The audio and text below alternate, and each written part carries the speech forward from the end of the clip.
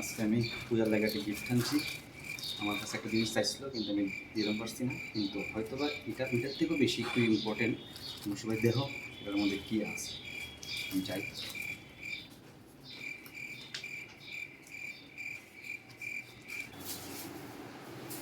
কী বলো।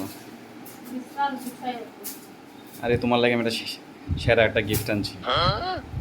এবার পূজার সেরা গিফট গেস করো কি আনছি। শাড়ি, ইউসিল শাড়িটা ওই দিন যে দেখাইছিলাম আমরা, তইলে সিকোনের ব্ল্যাক। আচ্ছা ওইটা সরাও না, তোমার পেছনে যেটা আছে এটা একটু সরাও না।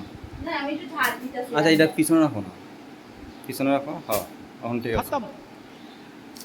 ব্ল্যাক শাড়িটা তুমি দেখো তোমার লাগে আমি কি আনছি। এত বড় দেখো খুলে দেখো, বই দেখ। এত বড় কি শাড়ি আনছো? এত বড় কেমন এটা? খুব সেরা জিনিস, সেরা গিফট। এটা এটা একটা জিনিস তুমি খুব দেখো না, খুলো। এটা দুর্গা পূজার মধ্যে সবচেয়ে সেরা। এটা কি দেখো স্যার, এটা লাইট জেগে লাইট। এটা দুর্গা পূজার মধ্যে সেরা গিফট এটা। আরে পছন্দ করছিল, এবার দুর্গা পূজার ভিতরে বৃষ্টি আইব। কত সুন্দর গিফট।